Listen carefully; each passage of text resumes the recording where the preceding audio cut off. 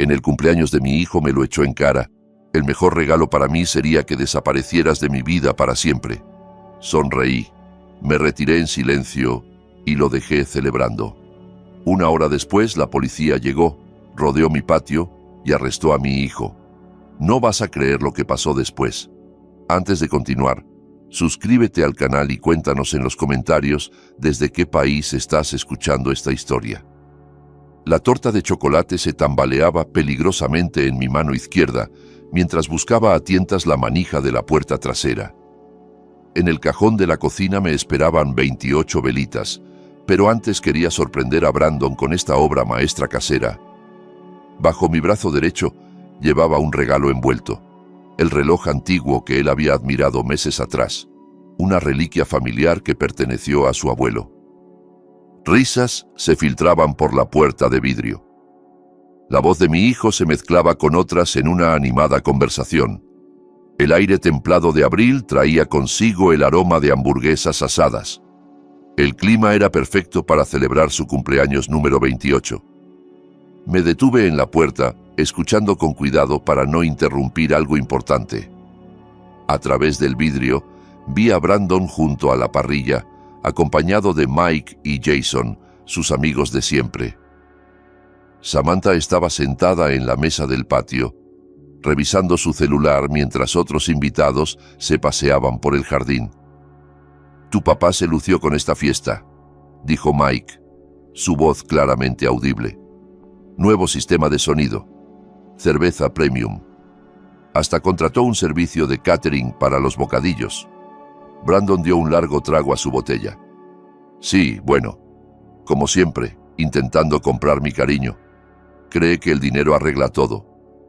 Me congelé, aún con la torta en las manos. El regalo empezó a pesarme más. «Al menos se preocupa», intervino Jason. «Mi viejo no me llama hace 6 meses. Créeme, estás mejor que yo». La risa de Brandon no tuvo ni una pizca de calor. Roberto siempre encima de mí, exigiéndome que consiga trabajo, que me mude, que sea responsable, como si no entendiera que la economía está hecha un desastre. Apreté los dedos contra el plato de la torta. A través del vidrio vi a mi hijo hacer un gesto despectivo con la botella de cerveza. Sinceramente, el mejor regalo que podría darme sería si ese viejo por fin desapareciera de mi vida para siempre. Estoy harto de sus sermones y de su necesidad de controlar todo. Sus palabras me golpearon como un puñetazo. Di un paso atrás, casi dejando caer la torta. 28 años de cumpleaños, navidades, partidos de béisbol, cuentos antes de dormir, todo reducido a este acto de crueldad casual. ¿Quién lo diría? Tu papá tan insistente, bromeó Mike alzando su botella como brindando. Jason soltó una carcajada. Seguro ya tiene tu vida entera organizada en una hoja de Excel. Así son los ingenieros, ¿no? Exacto. Todo tiene que ser a su manera o no se hace. Brandon se giró hacia la casa y yo me aparté de la puerta, apoyándome contra la pared para que no me viera. A veces desearía que simplemente, no sé, encontrara otro lugar donde estar, de forma permanente. El regalo se deslizó de mi brazo, cayendo suavemente sobre el felpudo. Lo recogí justo cuando mis piernas amenazaban con rendirse. El reloj de mi padre, heredado por generaciones, de repente parecía no tener ningún valor. «Siempre puedes mudarte», gritó Samantha desde la mesa sin despegar la vista del celular. «¿Con qué dinero?» Él controla todo. Actúa como si yo todavía tuviera 12 años. Brandon terminó su cerveza y arrojó la botella vacía al bote de basura más cercano. «Pero bueno, al menos el alquiler gratis está bueno». Las risas volvieron a estallar. Yo seguía inmóvil. Un hombre de 62 años sosteniendo una torta para alguien que deseaba que desapareciera de su vida. Las velas en la cocina ya no tenían sentido. ¿Qué estaba celebrando? Mis manos comenzaron a temblar. La torta se tambaleó peligrosamente mientras los recuerdos se amontonaban. La fiesta de graduación de Brandon, cuando me presentó como el que paga todo. La cena familiar donde se burló de cada historia que contaba. La mañana de Navidad, en la que no levantó la vista del teléfono mientras abría los regalos. ¿Había sido tan ciego todo este tiempo? Me apoyé en el marco de la puerta, luchando por procesar lo que acababa de escuchar. Dentro de la casa, mi cocina aún esperaba con las decoraciones que había colgado esa misma mañana. La mesa del comedor sostenía regalos que había elegido cuidadosamente durante semanas. Todo lo que hice, todo lo que planeé, reducido a un viejo controlador. La fiesta seguía sin saber que yo estaba ahí. Brandon seguía junto a la parrilla, dando vuelta a las hamburguesas, mientras Mike contaba alguna historia que hacía reír a todos.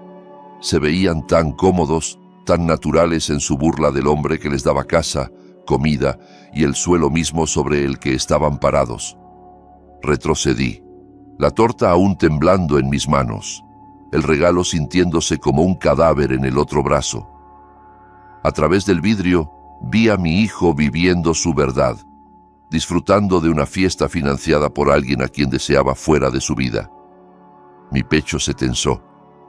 No era solo dolor, era algo más frío, más calculador. Pensé en la hipoteca que había pagado durante 5 años desde que compré esta casa, en los servicios, el seguro, los impuestos, la comida en el refrigerador, el auto en el que Brandon se movía sin permiso. Todo lo que daba por sentado mientras deseaba que yo desapareciera. Me giré hacia la cocina. Mi mente empezaba a funcionar de otra forma. Si Brandon deseaba con tantas ganas que me fuera de su vida, quizás era hora de concederle ese deseo, pero no de la forma en que él esperaba. La torta podía esperar, las velas también. Primero, necesitaba hacer unas llamadas. Habían pasado 10 minutos desde que me refugié en la cocina. La torta de cumpleaños yacía abandonada sobre la encimera, el glaseado levemente derretido por mis manos temblorosas. Iba y venía entre la nevera y la ventana, observando cómo mi hijo seguía con su celebración mientras yo procesaba el golpe emocional que acababa de recibir. Luego de respirar hondo varias veces, crucé la puerta corrediza con pasos firmes. Sin torta, sin regalo, sin fingir una celebración, solo un padre buscando respuestas de su hijo ingrato. Brandon seguía donde lo había dejado, levantando su cerveza mientras charlaba animadamente con Mike y Jason. El humo de la parrilla flotaba con pereza entre nosotros mientras me acercaba a su círculo. Algunos invitados me miraron de reojo, seguramente esperando otra típica interrupción paternal para bajar la música o pedir que recogieran sus cosas. ¡Brandon! Mi voz cortó la risa como un cuchillo. ¿Podemos hablar en privado? Se giró con la indiferencia de quien jamás ha enfrentado consecuencias reales. Era la misma expresión que había tenido cuando lo descubrí usando mi tarjeta de crédito para compras en línea, o cuando los vecinos se quejaban por las fiestas mientras yo trabajaba hasta tarde. «Papá, lo que escuchaste es cierto», dijo, encogiéndose de hombros sin molestarse en bajar la voz. «Estás entrometiéndote en mi vida, y todos aquí lo saben». La franqueza me aturdió. No hubo ni rastro de vergüenza ni intento de justificación. Solo una honestidad brutal, dicha con la confianza de alguien que jamás ha sido responsabilizado por nada. ¿Cómo puedes decir eso después de todo lo que he hecho por ti? Nadie te pidió que lo hicieras. Fue tu decisión apoyarme, dijo Brandon, bebiendo otro trago mientras sus amigos asentían con aprobación. Actúas como si te debiera algo por decisiones que tú tomaste. Mike dio un paso hacia él, posicionándose como respaldo. Tiene razón, señor. Los padres eligen tener hijos. La crueldad casual de esa frase me dolió más que las palabras de Brandon. Su círculo de amigos reforzaba su falta de respeto, justificándolo con argumentos disfrazados de lógica. Miré alrededor, a mi propio patio, comprado con mi trabajo, mantenido con mi esfuerzo, y vi a los invitados comenzando a notar nuestra conversación. 28 años. Mi voz se mantuvo firme pese a la rabia que crecía en mi pecho. 28 años dándote todo lo que necesitabas. Y yo nunca pedí nada de eso, replicó Brandon alzando la voz envalentonado por la audiencia. ¿Quieres agradecimiento por cosas que yo no pedí? Ese es tu problema, no el mío. Jason se rió, un sonido filoso en el aire templado. Típica mentalidad de boomer. Yo me sacrifico, así que tú me debes. Los invitados empezaban a callar, formando un semicírculo en torno al enfrentamiento. Algunos lucían incómodos, pero nadie intervenía. Era su entretenimiento, un drama familiar en vivo que seguramente recordarían por semanas. Así que cuando dijiste que desearías que desapareciera de tu vida, ¿lo decías en serio? Los ojos de Brandon mostraron una leve sorpresa, la primera grieta en su fachada, pero rápidamente la reemplazó con agresividad defensiva. Sí, lo dije, estás siempre encima mío, sermoneando, imponiendo tus expectativas. Quizás si tuvieras tu propia vida en vez de intentar controlar la mía, los dos seríamos más felices. El grupo se había expandido. Las conversaciones alrededor del jardín se habían silenciado. Podía sentir todas las miradas sobre mí. El padre controlador, el hombre que no deja a su hijo vivir en paz. Tu casa, tu comida, tu auto. Cada palabra salía medida, deliberada. Todo eso lo da alguien a quien tú deseas que desaparezca. Así es, respondió Brandon sin una pizca de calidez. Y cuando por fin te vayas, voy a extrañar el alquiler gratis por 5 minutos. Después me las voy a arreglar. Samantha soltó una risita desde la mesa del patio, finalmente apartando la vista de su celular.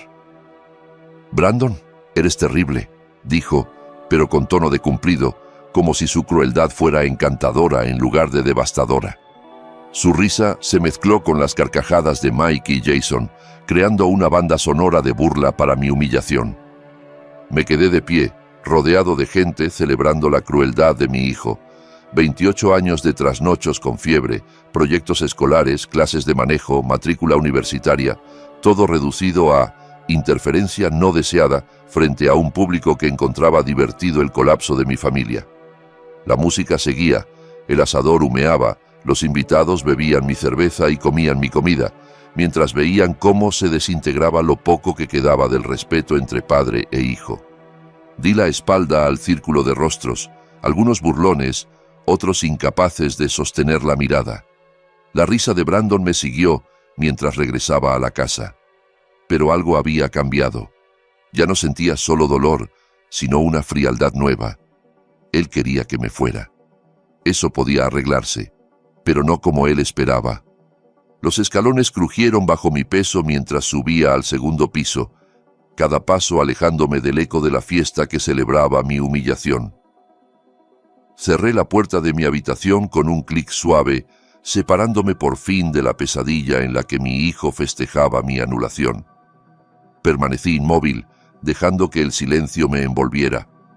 A través de las paredes aún se filtraban las voces, los brindis, su risa. Por la ventana vi a los invitados deambular por el patio, sus sombras proyectadas sobre las piedras, como si danzaran sobre mi dignidad. El espejo del tocador reflejaba a un hombre que no reconocía. ¿Cuándo me convertí en este sujeto? ¿En el felpudo que soporta insultos con una sonrisa? ¿El que alimenta a quien lo desprecia? Frente a mi reflejo, los recuerdos me asaltaron con una violencia inesperada. La vez que Brandon me arrastró por 3 agencias de autos, exigiendo que firmara como aval para vehículos que no podía pagar. Cuando sugerí algo más modesto, se disculpó con el vendedor como si yo fuera una vergüenza. Mi papá no entiende que la imagen lo es todo, dijo sin pudor. Terminé pagando un Honda usado de $15,000 que despreció durante meses. Otra escena emergió, la cena navideña, en la que invité a sus amigos, intentando construir puentes. Cociné durante días para mostrarles que su padre no era el ogro controlador del que hablaba. Después del postre, Mike había dicho: Brandon nos cuenta que eres bastante estricto. Debe ser difícil tener a alguien monitoreando cada paso. Brandon levantó su copa entre risas. No tienen idea. Mi papá cree que sabe lo que es mejor para todos. Había sonreído todo el tiempo. Había servido vino a quienes se burlaban de mí, mientras mi propio hijo conducía la orquesta de desprecio. Pero esta noche era distinta. Hoy Brandon por fin había dicho en voz alta lo que pensaba, y algo dentro de mí cambió para siempre. Me acerqué a la ventana y miré hacia el patio trasero. Ahí estaba él, animado, gesticulando con una cerveza nueva en la mano, probablemente contando su más reciente victoria sobre el viejo. Sus amigos lo rodeaban como discípulos, atentos a cada palabra. Todos ellos viviendo en mi casa, comiendo mi comida, bebiendo mi cerveza, celebrando mi derrota pública como si fuera un logro compartido. ¿Cuántos años había financiado yo esta falta de respeto? Mi mente, entrenada durante 3 décadas para resolver problemas complejos como ingeniero, comenzó a trabajar de otra manera: variables, restricciones, resultados deseados. Brandon quería que desapareciera de su vida. Yo quería respeto, o al menos poner fin al desprecio activo. El enfoque actual, paciencia, generosidad, esperar gratitud, había fracasado estrepitosamente. Era hora de aplicar una metodología diferente. Me giré del vidrio y me miré otra vez en el espejo. Esta vez vi algo distinto. Ya no era la víctima, el hombre resignado que tragaba humillaciones en silencio.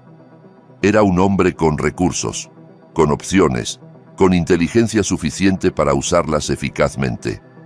Brandon tenía 28 años y jamás había tenido un empleo real.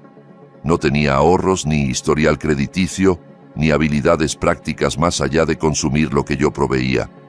Su estilo de vida completo dependía de mi continua disposición a subsidiar su comodidad mientras se burlaba de mi existencia. ¿Qué pasaría si ese subsidio simplemente desapareciera? La claridad de ese pensamiento fue como una inyección de oxígeno en un cuarto cerrado. Yo era el propietario de esa casa, sin hipoteca. Cada factura de servicios, cada pago de impuestos, cada alimento del refrigerador, cada kilovatio de electricidad que usaba en sus videojuegos nocturnos, todo eso salía de mis cuentas. Si de verdad quería que desapareciera, podía concederle ese deseo, pero en mis términos, no en los suyos. Me acerqué a la puerta. El bullicio de la fiesta seguía abajo, sin tener idea del cambio que se había producido en el hombre que lo había hecho todo posible. Brandon estaba a punto de aprender la diferencia entre independencia y abandono, entre libertad y responsabilidad. Él pedía espacio. Pronto tendría todo el espacio que pudiera soportar. Habían pasado 25 minutos desde que me alejé de esa ronda de burla. Bajé las escaleras con pasos medidos, cada uno llevándome más cerca de una confrontación que cambiaría para siempre la dinámica de esta casa.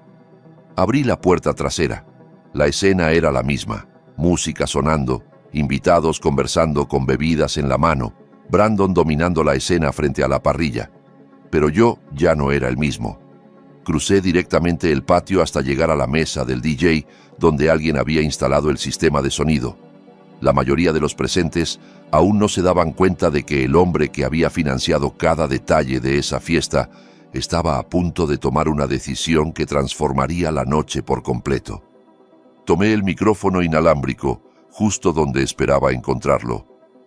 Lo levanté con la misma calma con la que solía presentar soluciones técnicas ante directorios empresariales. Localicé el control de volumen. La música se apagó abruptamente. El silencio cayó como una cortina. La fiesta se terminó, dije, mi voz clara, amplificada a todos los rincones del jardín. Les pido a todos que abandonen mi propiedad ahora. El impacto de esas palabras fue inmediato. Las conversaciones se detuvieron. Las botellas de cerveza quedaron congeladas a medio camino de los labios. Incluso los más borrachos comprendieron que algo grave acababa de suceder. Brandon pasó rápidamente por una secuencia de expresiones: sorpresa, vergüenza, y luego esa arrogancia habitual que había marcado nuestra relación durante años. «Nadie se va a ir», dijo dirigiéndose a la multitud, no a mí. «Esta es mi fiesta y todos están bienvenidos a quedarse el tiempo que quieran». Mike apareció de inmediato a su lado como era previsible. «Roberto, no arruines la celebración del chico, es su cumpleaños». «Esta es mi propiedad», respondí al micrófono con tono firme. «Tengo derecho legal a decidir quién se queda y quién se va». Jason soltó una carcajada. «Vamos, señor Davis, no sea dramático. No estamos haciendo nada malo». Algunos invitados comenzaron a incomodarse. Sentían que el conflicto familiar estaba saliéndose de los límites habituales. Pero el núcleo de Brandon permanecía firme, rodeándolo con la lealtad de quienes nunca han enfrentado consecuencias reales. «Papá, baja ese micrófono y deja de hacer el ridículo», dijo Brandon con ese tono condescendiente que había perfeccionado. «Estos son mis amigos, esta es mi fiesta y tú estás actuando como un loco». El micrófono amplificó cada palabra de mi respuesta para que todos las escucharan con claridad. «Yo soy el dueño de esta casa. Yo pago la hipoteca, los servicios, el seguro y los impuestos. Esta no es tu propiedad, Brandon, es mía». «¿Y qué? Me has estado manteniendo por años. Es lo que hacen los padres», dijo, restando importancia con un gesto de la mano. «No puedes echar a la gente porque estás teniendo una crisis emocional». Samantha soltó otra risita desde la mesa. Otros comenzaron a murmurar entre ellos, pero nadie se movió hacia la salida. «De hecho, sí puedo», respondí. «Cualquier propietario tiene derecho a pedir que abandonen su propiedad. Si se niegan, se convierte en allanamiento». Mi seguridad pareció perforar la burbuja de confianza alcohólica de Brandon. Miró a sus amigos, buscando el mismo apoyo que antes. Esta vez, el silencio era más notorio. «¿No hablas en serio?», dijo Mike, pero su tono ya no tenía el descaro anterior. «Llamaré a la policía si no se van en 5 minutos», afirmé, dejando el micrófono sobre la mesa y entrando a la casa. Brandon gritó desde atrás, ya no con burla, sino con un tono más cercano al pánico. «Papá, no puedes hacer esto. Son mis amigos». Me detuve en la puerta trasera y miré al grupo una última vez. 30 años organizando fiestas, comprando comida, limpiando el desastre después, soportando burlas en mi propio jardín. «Tú querías que desapareciera de tu vida», dije. «Así es como funciona eso. Cuando me voy, la casa se va conmigo». Cerré la puerta con un clic suave, ahogando el estallido de voces que siguió. Desde la ventana de la cocina, vi cómo los invitados comenzaban a mirar hacia la casa con incertidumbre. Algunos ya se dirigían a la salida lateral. Caminé hacia el teléfono de la pared y marqué el 911. 25 minutos después de mi llamada, las luces rojas y azules barrieron el patio trasero como el faro de una tormenta anunciando el final de una larga calma. La atmósfera casual de la fiesta se evaporó en cuanto los invitados vieron el patrullero estacionarse en la entrada. El oficial Javier Molina apareció primero por la reja lateral. Su uniforme y su presencia bastaron para captar la atención de cada persona en mi propiedad. A su lado llegó su compañera, la oficial Carla Gómez, ambos con esa autoridad tranquila que viene con años de lidiar con conflictos suburbanos. «¿Quién llamó a la policía?», preguntó Molina, con un tono firme pero neutral. «Yo», respondí acercándome desde la puerta trasera de la casa. «Esta es mi propiedad. Pedí que terminaran la fiesta y que se fueran. Se negaron». El oficial asintió mientras sacaba una libreta y miraba a su alrededor. Los invitados, que minutos antes reían y brindaban, ahora estaban más interesados en mirar al suelo o en fingir conversaciones triviales. La música ya se había detenido. Solo quedaban el rumor de voces tensas y alguna risa nerviosa que flotaba en el aire. «¿Puede comprobar que usted es el dueño de la casa?», preguntó Gómez. Le entregué mi licencia y una copia del último recibo del impuesto predial, documentos que había preparado en el lapso entre mi llamada y su llegada. Años de ser propietario me habían enseñado la importancia de tener todo en regla. La oficial Gómez avanzó hacia el centro del patio y habló con claridad, haciendo que cada palabra resonara con autoridad. «Todos los presentes deben abandonar esta propiedad de inmediato.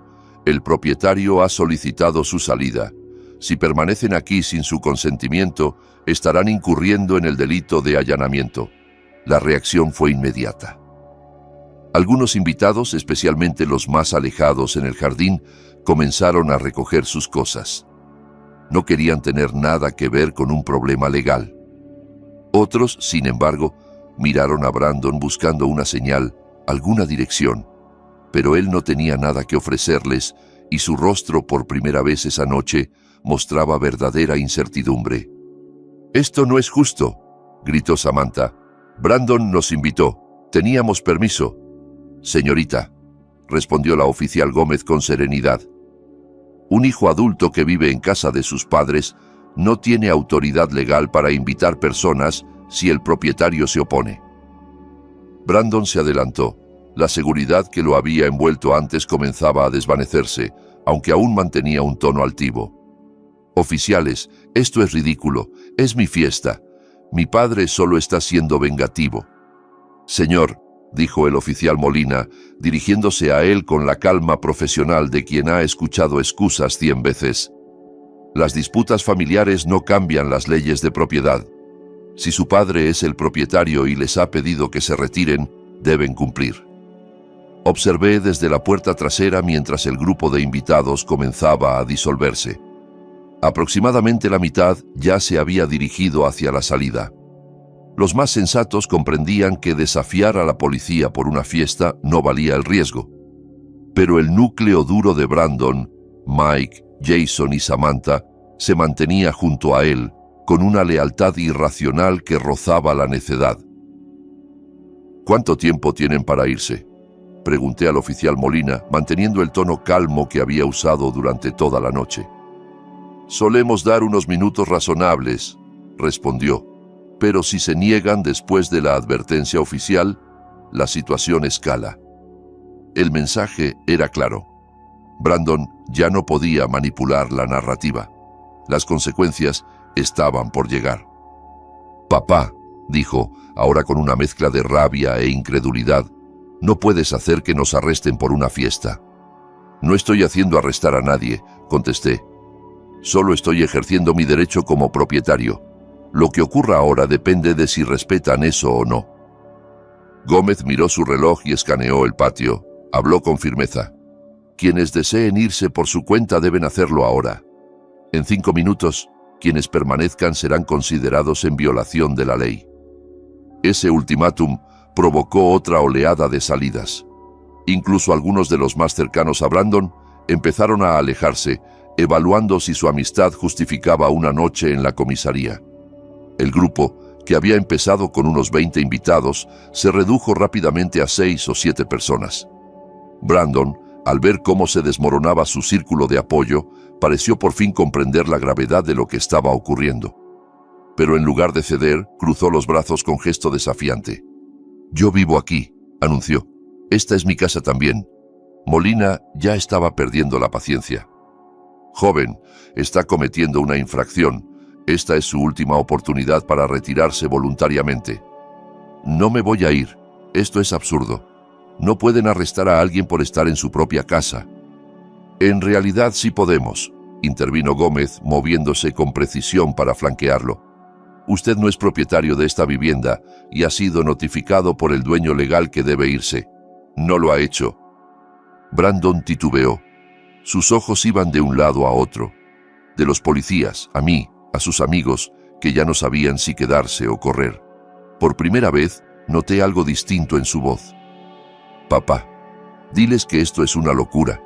Yo vivo aquí». «Tú vivías aquí con mi permiso», le respondí.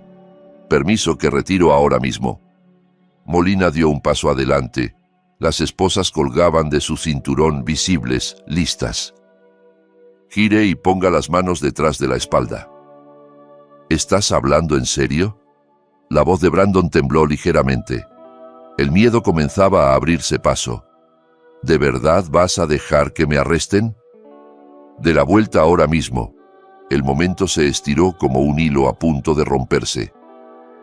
Vi la cara de mi hijo pasar de la incredulidad a la ira y luego a una desesperación que jamás le había visto. 28 años de evitar responsabilidades llegaban a su fin. Brandon se giró lentamente con rigidez, mientras el clic metálico de las esposas resonaba en el patio como un portazo final. Brandon Davis, dijo Molina con voz impersonal, está arrestado por allanamiento y por desobedecer una orden legal. Samantha soltó un grito ahogado. «Esto no puede estar pasando. Roberto, no puedes dejar que arresten a tu propio hijo». La miré sin alterar el tono. «No estoy dejando nada. Los llamé porque Brandon se negó a respetar mis derechos como dueño de casa». Los oficiales comenzaron a guiarlo hacia la salida. Brandon se giró para verme. Su rostro era una mezcla de odio y desconcierto. «Nunca te voy a perdonar por esto. ¿Crees que ganaste algo? Acabas de cometer el error más grande de tu vida». El veneno en sus palabras, horas antes, me habría destruido. Ahora solo confirmaba que tomar medidas drásticas había sido lo correcto. Un hijo que puede hablarle así a su padre mientras lo arrestan en su propiedad ha perdido todo derecho a reclamar lealtad familiar. «Ya veremos», le dije. El motor del patrullero arrancó. Las luces volvieron a girar mientras se alejaban de mi casa. Observé desde el porche cómo se lo llevaban, bajo custodia policial, finalmente enfrentando consecuencias reales. Samantha lloraba junto al asador abandonado. Mike y Jason recogían botellas con la torpeza de quienes no saben qué hacer cuando la autoridad interrumpe la fiesta. En pocos minutos, incluso los más cercanos a Brandon tomaron sus cosas y salieron por la reja lateral. El equipo de música estaba apagado, la parrilla enfriándose en la brisa, platos descartables y vasos plásticos por todos lados. Pero el silencio ya era mío. Y mi casa también. La mañana siguiente a la partida de Brandon, se sintió como si estuviera viviendo en una casa completamente diferente. El café burbujeaba en la cafetera en un silencio absoluto, mientras me sentaba en la mesa de la cocina sin el menor sonido proveniente del piso de arriba. No había quejas, no pedidos, no demandas lanzadas desde el cuarto como un patrón dando órdenes. Una llamada rápida a la oficina del secretario del condado confirmó lo que la oficial Gómez había anticipado. Brandon cumpliría exactamente 14 días por allanamiento y alteración del orden público. Su liberación estaba programada para el 29 de abril a las 9 de la mañana. 14 días exactos. 2 semanas enteras para ejecutar el plan que había nacido con absoluta claridad en el momento mismo de su arresto. Los días siguientes los dediqué a trabajar con la misma precisión metódica que definió mi carrera como ingeniero. El primer paso fue reunir toda la información sobre la realidad de Brandon, muy distinta de la fantasía en la que vivía. Revisé mis registros financieros de los últimos 5 años. En este vecindario, un alquiler equivalente rondaba los $2.800 al mes. Las cuentas de servicios públicos promediaban $350 mensuales. En alimentación, calculé que yo aportaba al menos $400 cada mes. El seguro de la propiedad, el mantenimiento, los impuestos y otros gastos menores elevaban el costo real de su vida a aproximadamente $4.200 mensuales, más de $50.000 al año. Eso era lo que me costaba mantener el desempleo de Brandon, sin contar sus fiestas, la gasolina que me pedía, ni las emergencias que demandaban intervenciones financieras inmediatas. Durante esa misma fase de investigación, comencé a analizar el mercado inmobiliario. Las casas similares en esta zona se vendían entre $820,000 y $880,000, dependiendo del estado y ubicación. La mía, bien cuidada y recientemente renovada, fácilmente alcanzaría el rango más alto. Una y otra vez, al mirar mis papeles, regresaba a mi mente la memoria del día de la feria de empleos, en noviembre pasado. Lo había llevado a 3 lugares distintos, lo esperé pacientemente mientras dejaba solicitudes y, por la noche, repasamos juntos técnicas de entrevista. Una semana después, supe por un conocido que Brandon había arruinado deliberadamente cada una de esas entrevistas. Llegó tarde, mal vestido, respondió con soberbia. Cuando lo confronté, su respuesta fue brutalmente honesta. ¿Para qué voy a tomar un trabajo de salario mínimo si tú me das todo aquí? Esa conversación debió ser mi despertador. En lugar de eso, acepté su lógica perversa y continué financiando el comportamiento que estaba destruyendo la posibilidad de que existiera entre nosotros un mínimo de respeto.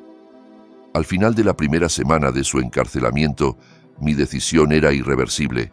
Brandon deseaba que desapareciera de su vida. Lo había dicho en público más de una vez y con la suficiente crueldad como para dejar claro que hablaba en serio. Muy bien, desaparecería, pero no como el padre derrotado que él pensaba seguir manipulando indefinidamente.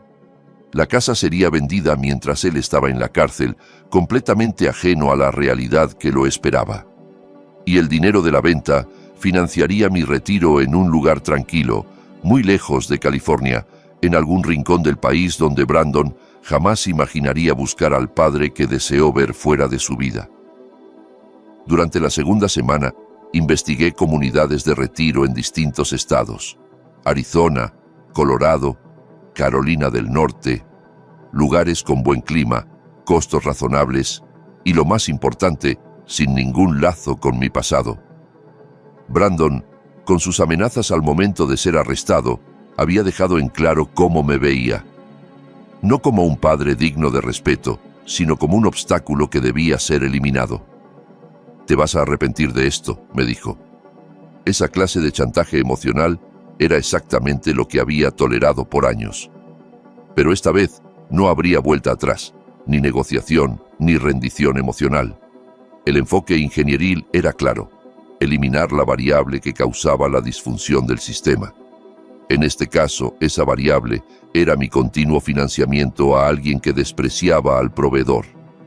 A medida que se acercaba la fecha de su liberación, confirmé mi decisión y preparé todo.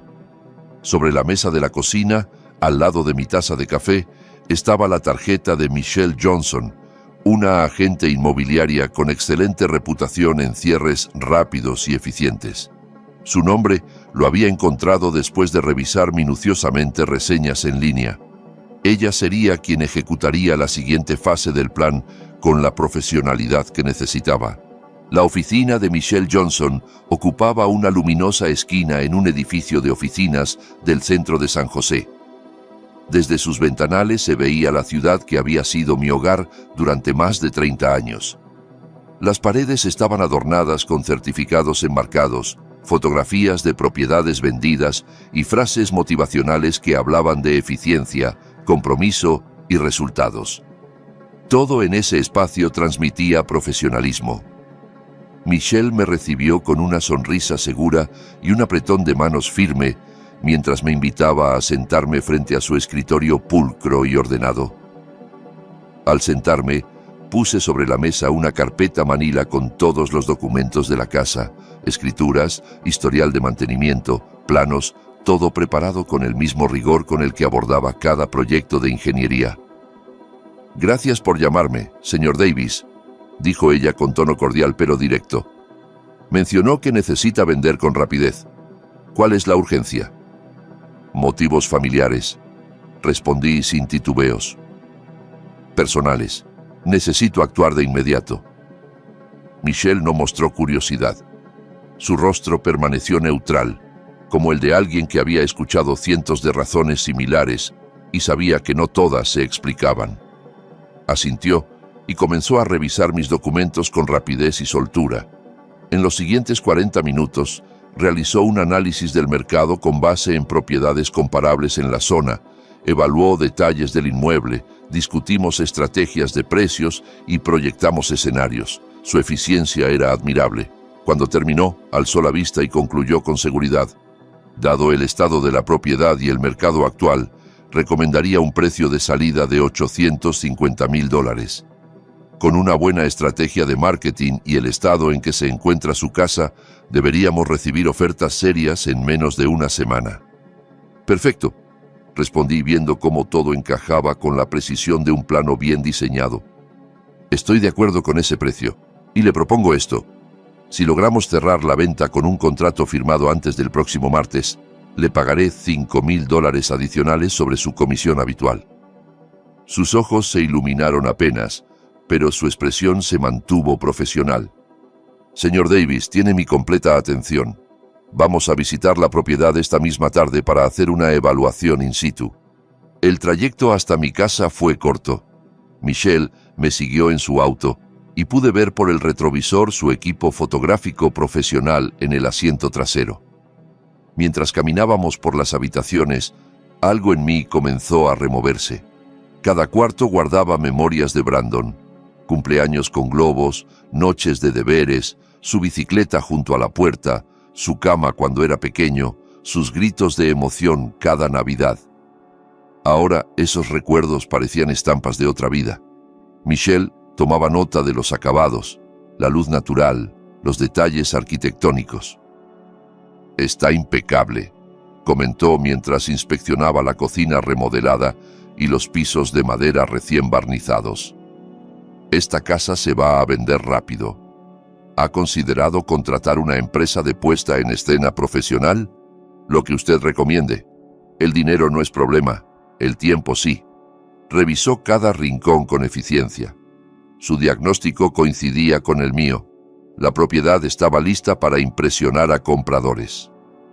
Señor Davis, casas en estas condiciones no duran mucho en el mercado. Si trabajamos bien el fin de semana, podríamos tener múltiples ofertas el lunes. Múltiples ofertas significaban competencia, y eso podría significar vender incluso por encima del precio. El arresto de Brandon estaba rindiendo más beneficios de los que imaginé. Volvimos a su oficina para formalizar el proceso. En cuestión de horas firmamos contratos, acuerdos de marketing, documentos de divulgación. El ritmo era vertiginoso, pero efectivo. «Mañana temprano tomaré las fotos profesionales», dijo mientras guardaba los papeles en una carpeta. «La propiedad se publicará el jueves.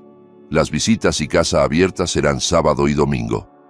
Como acordamos, este será mi proyecto prioritario». Habíamos dejado claro que su comisión tendría una bonificación de $5,000 si todo se cerraba antes del martes. Un incentivo totalmente legal y éticamente manejado que garantizaba su enfoque absoluto. «¿Está pensando mudarse dentro de la ciudad?», preguntó mientras me acompañaba a la salida. «Esto parece más que una simple reducción de espacio. Es un cambio de vida completo», respondí con sinceridad, aunque sabía que no podía imaginar la profundidad real de esa afirmación.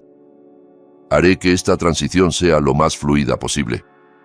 Sentí el peso de los contratos firmados en la mano al salir de su oficina.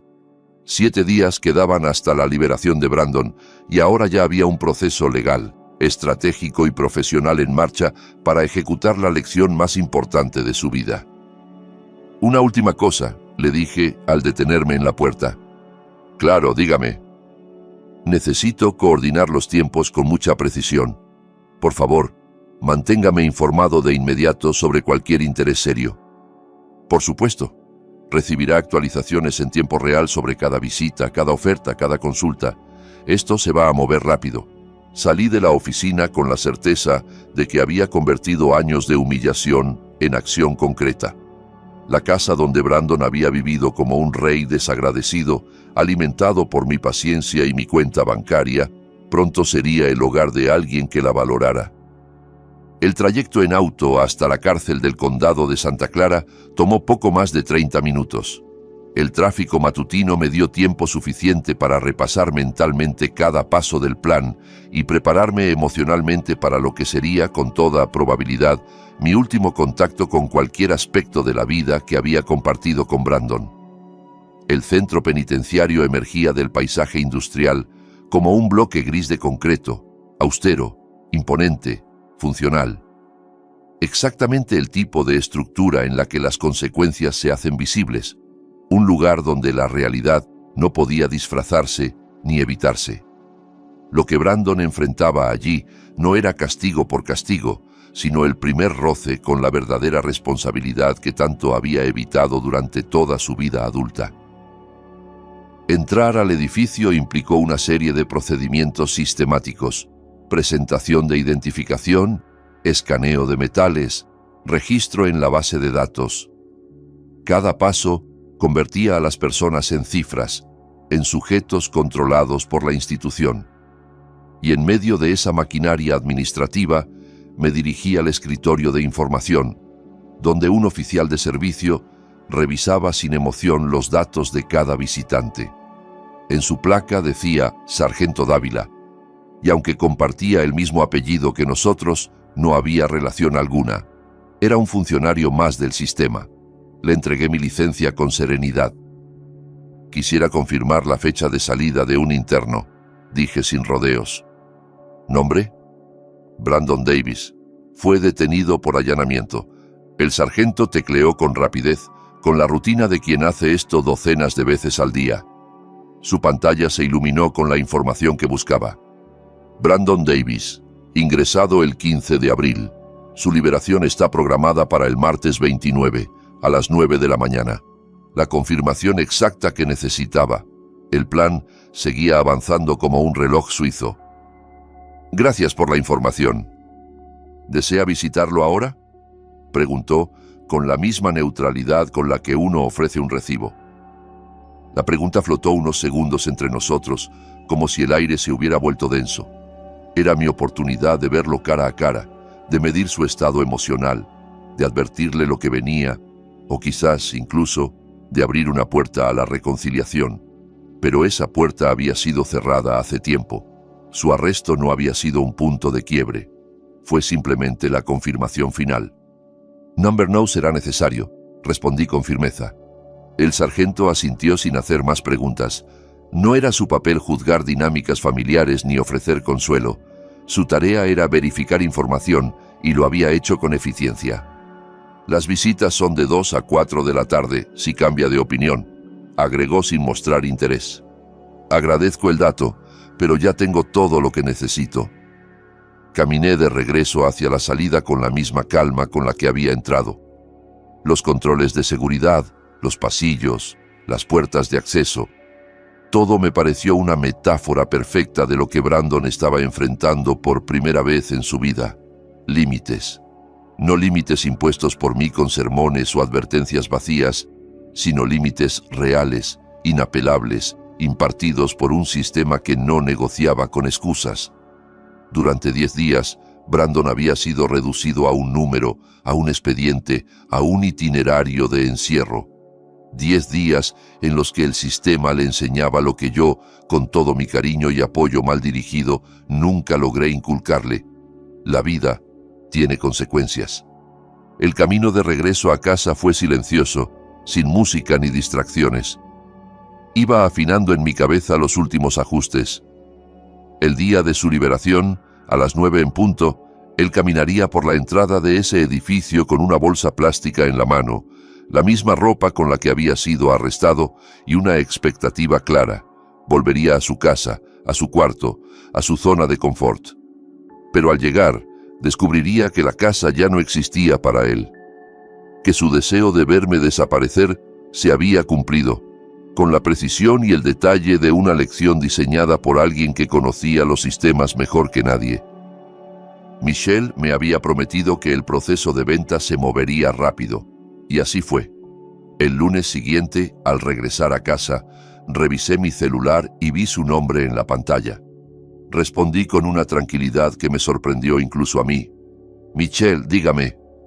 «Buenas noticias, señor Davis. La familia García ha aceptado nuestra oferta. Precio completo, pago en efectivo, sin condiciones. El cierre está programado para mañana, martes, a las 9:30 de la mañana». La sincronía era perfecta. Brandon saldría de la cárcel a las 9. A las 9:30, su antigua casa ya no le pertenecería ni en memoria. «Excelente trabajo, Michelle. Ese bono está más que ganado». Las siguientes 24 horas fueron un torbellino de tareas. Los papeles se firmaron, los camiones de mudanza llegaron, las llaves se entregaron. La familia García, Carlos, María y sus 2 hijos, se instalaron con alegría y entusiasmo. Traían cajas, muebles, cortinas nuevas. El hogar que Brandon había tratado como un hotel sin reglas, ahora sería valorado por quienes realmente entendían lo que significa tener un techo propio. «Gracias por aceptar nuestra oferta tan rápido», dijo María, mientras sus hijos corrían por lo que antes fue la sala de Brandon. Sabemos que estaba apurado por vender. A veces la vida cambia muy de golpe, respondí, entregándole las llaves del garaje y el control remoto. Solo tengo un favor que pedirles. Claro, díganos. Saqué un sobre blanco con el nombre Brandon, escrito con la misma letra clara y estructurada que había usado en planos y proyectos durante toda mi vida. Se lo entregué a María con calma. Mi hijo puede pasar por aquí mañana. Tal vez no sepa que la casa fue vendida. ¿Podría darle este sobre si aparece? Ella lo recibió con una amabilidad sincera. No preguntó nada. Había en su mirada una intuición natural, como si comprendiera que el contenido de esa nota no era asunto suyo, pero sí algo importante. La carta, redactada después de muchas revisiones, decía: «Dijiste que querías que desapareciera de tu vida para siempre. He decidido concederte ese deseo. La casa ha sido vendida. Me encuentro de viaje y seré inubicable por tiempo indefinido. Ahora tienes la independencia que tanto reclamabas. Roberto». 40 palabras, ni una más, ni rastro de emoción, ni promesas, ni explicaciones. Solo un mensaje frío y final. En cuanto la familia García se instaló, caminé hacia la casa de mi vecino Frank, llevando una sola maleta y un pedido sencillo. Él y yo habíamos sido vecinos durante 15 años, siempre correctos, siempre solidarios, sin invadirnos la vida. «Frank, ¿puedo quedarme unos días contigo? Estoy entre lugares por ahora». Él se hizo a un lado y me dejó pasar, sin hacer preguntas innecesarias. «Claro que sí, viejo amigo. ¿Vendiste la casa?» Era momento de hacer grandes cambios. No insistió. Su instinto le decía que era mejor no pedir detalles. Me ofreció su cuarto de huéspedes, desde cuya ventana tenía la vista perfecta de la entrada de lo que una vez fue mi casa. Esa noche, mientras veía desde arriba cómo la familia nueva se acomodaba, sentí una mezcla rara entre satisfacción y alivio. Brandon, al día siguiente, entendería finalmente lo que significaba pedir algo sin medir sus consecuencias. Las 9:30 de la mañana llegaron con la misma precisión milimétrica con la que había organizado cada paso del plan. Desde la ventana del segundo piso en la casa de Frank, observé cómo Brandon doblaba la esquina de la calle, caminando con la seguridad inconsciente de quien cree que el mundo sigue igual a como lo dejó. Vestía la misma ropa con la que fue arrestado, un poco más sucia, más arrugada, y llevaba en una mano una bolsa plástica transparente con sus pertenencias. Una cartera vacía, su celular descargado y quizás algún objeto personal más. Caminaba con la cabeza erguida, como quien vuelve a su zona de confort, a su cama, su comida, su derecho adquirido de vivir sin dar explicaciones. Lo vi atravesar la acera, llegar al portón y sacar con naturalidad sus llaves. La forma en que las movía, cómo levantó la barbilla antes de intentar abrir la puerta, mostraba que ni por un segundo sospechaba que todo había cambiado. Carlos, el nuevo propietario, estaba descargando una caja de la camioneta cuando lo vio. Los niños jugaban en el jardín delantero, corriendo por el césped que yo había podado tantas veces mientras Brandon dormía hasta mediodía. María estaba barriendo el porche con una escoba nueva. La escena era cálida, familiar, completamente ajena al desastre que estaba a punto de estallar. «¿Perdón?», dijo Brandon, levantando la voz con ese tono entre altanero y molesto que usaba cada vez que algo no se acomodaba a sus expectativas. «¿Quiénes son ustedes? ¿Qué hacen en mi casa?». Carlos dejó la caja en el suelo y se incorporó, limpiándose las manos en los pantalones. Su tono fue educado pero firme. «Amigo, esta ya no es tu casa. La compramos la semana pasada. Vivimos aquí ahora». «Eso es imposible», espetó Brandon, dando un paso hacia la puerta aún con las llaves en la mano. «Yo vivo aquí. Esta es la casa de mi familia». En ese momento María salió al porche. Lo miró de arriba abajo, reconociéndolo de inmediato. Su expresión fue una mezcla de comprensión y compasión, como si ya hubiera anticipado esta escena. «¿Eres Brandon Davis?», preguntó con voz calmada. «Sí», respondió, aliviado de que al fin alguien hablara con cordura. Finalmente, por favor, explíquenme qué demonios pasa. ¿Por qué hay extraños viviendo en mi casa con todas sus cosas? El anterior propietario dejó algo para ti, dijo ella, y desapareció dentro un momento, regresando con el sobre que yo había preparado con tanto cuidado. Brandon lo tomó con una mezcla de suspicacia y arrogancia. El sobre tenía su nombre en letras claras, precisas, como cada plano que había diseñado en mi vida. Lo rompió con brusquedad, como si esperara una broma, una trampa. Pero cuando comenzó a leer, su rostro se transformó. Vi desde la ventana cómo su expresión pasaba de la confusión al desconcierto, luego a la comprensión y finalmente al derrumbe emocional. Sus piernas cedieron ligeramente y tuvo que apoyarse en el buzón, el mismo buzón que pintamos juntos cuando tenía 8 años. La bolsa con sus pertenencias cayó al suelo y se abrió, esparciendo su contenido sobre la acera. Volvió a leer la carta, 1, 2, 3 veces, como si repitiéndola pudiera encontrar una línea oculta, una señal de que había una segunda oportunidad. Pero no había segundas oportunidades.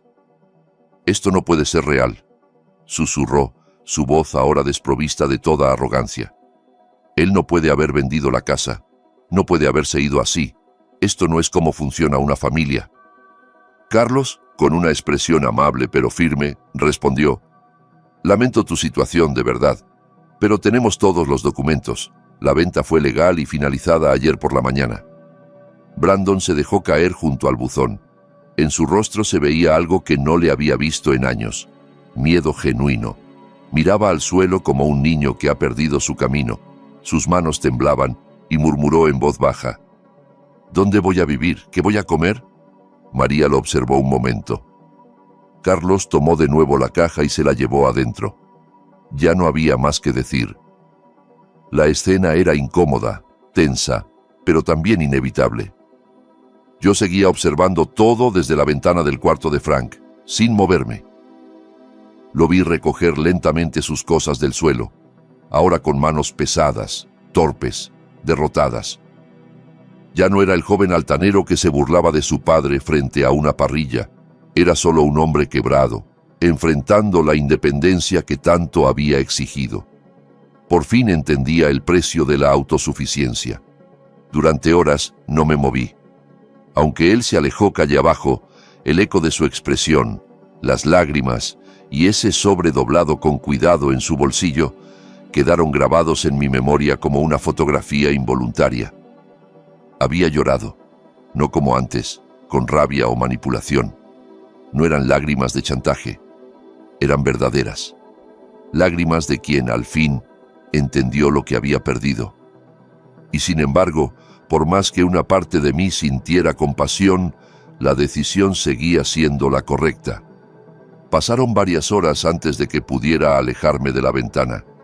Brandon había desaparecido calle abajo, perdido en una ciudad que ya no le ofrecía un refugio. Su figura se fue haciendo más pequeña hasta que finalmente se fundió con el fondo gris del pavimento. Pero la imagen de su rostro devastado, de sus lágrimas cayendo sin filtro, quedó grabada en mi mente como una fotografía dolorosa. No eran lágrimas de rabia ni de manipulación, eran lágrimas reales. Lágrimas de alguien que al fin comprendía el precio de su desprecio, la consecuencia de haber escupido sobre la mano que lo sostuvo durante 28 años. Por primera vez en su vida, Brandon había sentido lo que era estar verdaderamente solo, sin red, sin respaldo, sin excusas.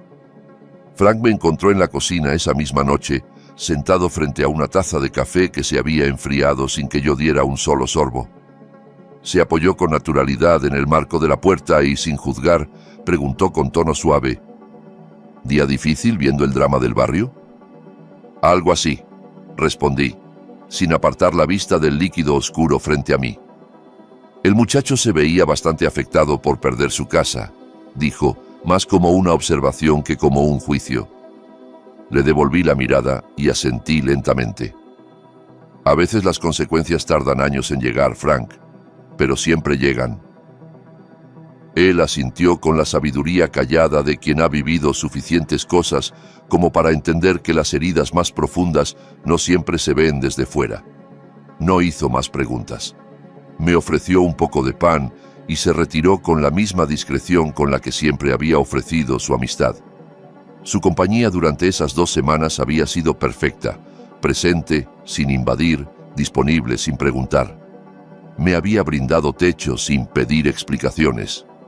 Y esa noche comprendí cuánto se agradece el respeto silencioso de alguien que simplemente está ahí. A la mañana siguiente, la luz del sol californiano entraba por la ventana con una calidez que no sentía desde hacía mucho tiempo.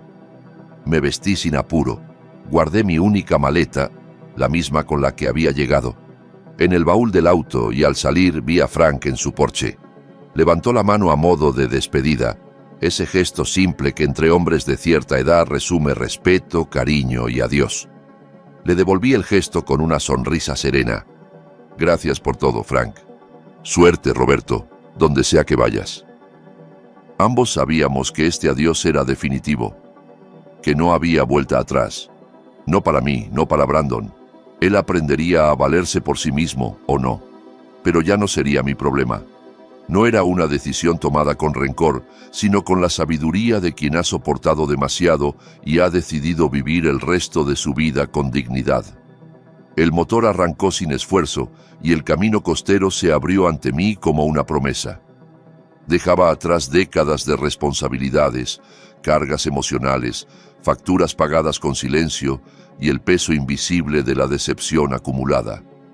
Llevaba en el banco $850,000. Llevaba en la maleta lo necesario para comenzar de nuevo, pero lo más importante, por primera vez en mi vida adulta, nadie dependía de mí, nadie exigía, nadie cuestionaba, nadie me llamaría para pedirme algo que no estaba dispuesto a dar. Brandon había recibido exactamente lo que deseó. Un padre ausente, una desaparición definitiva. Y yo, a mi vez, obtenía lo que tanto había anhelado en silencio. Libertad. No libertad del mundo, sino de esa culpa constante que arrastra un padre que ama más de lo que debería, que entrega más de lo que recibe y que tolera más de lo que es sano. La justicia de este acto no fue una venganza, fue consecuencia pura. Como en la ingeniería, donde una estructura colapsa cuando se sobrecarga sin refuerzo. Esta era mi restauración, mi equilibrio recuperado. A medida que la costa se desplegaba frente a mí, sentí que algo en mi interior se acomodaba. Ya no era el hombre que diseñaba soluciones para otros. Ahora diseñaría mi propia vida, sin dependientes, sin deberes heredados, sin amenazas emocionales. Solo yo, mi experiencia y la posibilidad abierta de un nuevo comienzo. ¿Qué haría Brandon ahora? No lo sabía. Tal vez aprendería, tal vez se estrellaría, pero por primera vez su destino estaría determinado por sus propias decisiones. Lo que él haga con esa lección ya no es asunto mío. Mientras el sol reflejaba su brillo dorado en el parabrisas y el mar se extendía hacia el horizonte, comprendí algo que nunca antes había admitido. No necesito ser necesitado para sentir que valgo. No necesito sostener a nadie para justificar mi existencia. A veces, lo más amoroso que uno puede hacer por un hijo es dejarlo caer. No por crueldad, sino para que aprenda a levantarse. Brandon estaba aprendiendo. Yo también. Y así, finalmente, desaparecí de su vida, tal como él pidió. Pero no como un cobarde, ni como un vencido. Me fui como un hombre que supo cuándo dejar de dar y cuándo empezar a vivir.